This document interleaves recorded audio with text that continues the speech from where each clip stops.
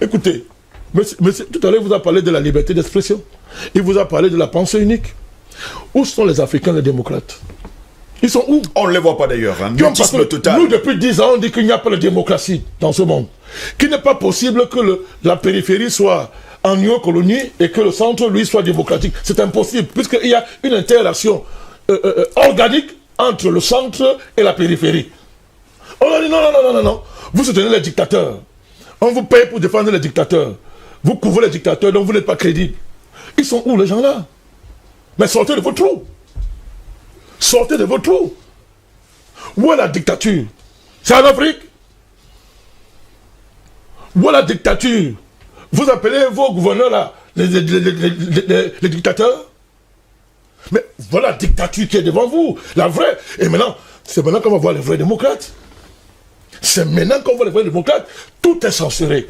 Vous pouvez dire aucune parole qui déplaît à M. Zuckerberg. Zuckerberg, c'est qui? Qu'est-ce qu'il connaît, ce monsieur? Il a quelle culture pour décider que moi et là, et ici, et vous, on doit penser comme ça? Zuckerberg, il est qui? C'est qui? Monsieur Ngoz, mais c'est lui qui dicte.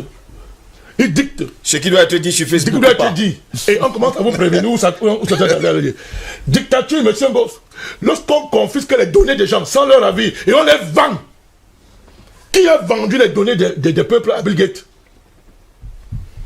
Vos données numériques sont qui? On les a vendues. Est-ce que vous le savez? C'est désormais la propriété de monsieur Bill Gates et autres, les Zuckerberg. Est-ce que vous le savez? Maintenant, ils ne cachent même pas. Maintenant, ils veulent normaliser ça à travers les... Ils ont averti à voir ça partout.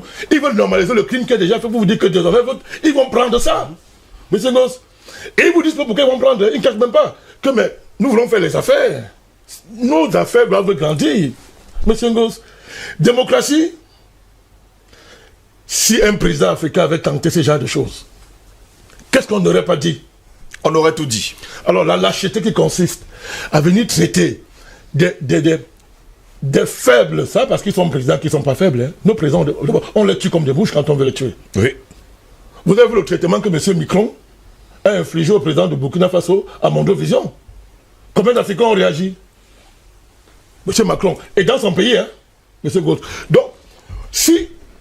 C'est maintenant que les démocrates africains doivent montrer qu'ils croient qu'ils sont les démocrates. C'est maintenant.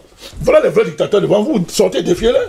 Ils se cachent tous. Au contraire, ils dansent et les félicitent. Parce qu'ils partagent le même imaginaire. Ce sont des nazis.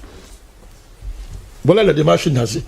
M. Biden vous dit que tous les pro-Trump sont des terroristes de l'intérieur. C'est ce qu'il a dit après le 6 janvier. Vous savez ce que ça veut dire? Ça rappelle aux États-Unis ce qu'on appelle le macartisme. Il sait de quoi je parle. Le macartisme, c'était à l'époque aux États-Unis, on traquait tout ce qui était soupçonné d'être communiste. C'est-à-dire que si tu avais fait l'erreur dans ta vie d'être américain et d'être communiste, ça dit que tu étais l'ennemi public à abattre. Mais Ngoz, on pouvait même comprendre ça à l'époque, il y avait la guerre froide. Absolument.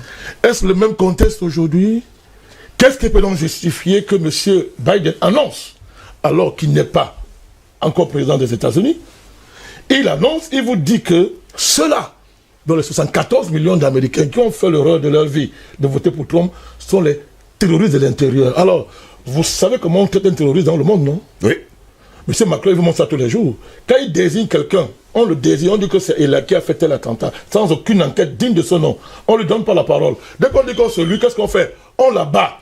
Ça veut dire que M. Biden, il s'apprête à abattre 74 millions de supposés pro-Trump aux États-Unis.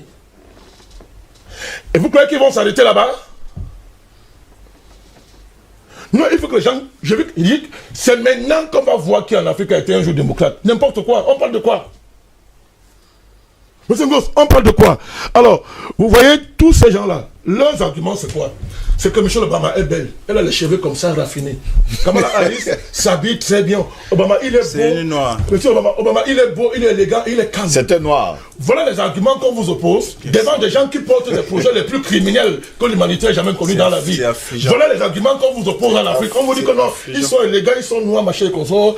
Elle est très belle. C'était la première femme à devenir président, machin et consort, parce que Joe Biden, d'après leur plan, c'est une parenthèse, Joe Biden se retrouve un an, on va le démolir là-bas. C'est leur plan. Le patron de l'affaire ici vous a dit, s'appelle Barack Obama. Et les Africains ne veulent pas réfléchir pour répondre à une question fondamentale.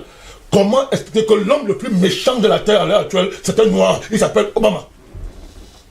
Il peut faire répondre à ça. On se cache derrière les fantasmes de la peau.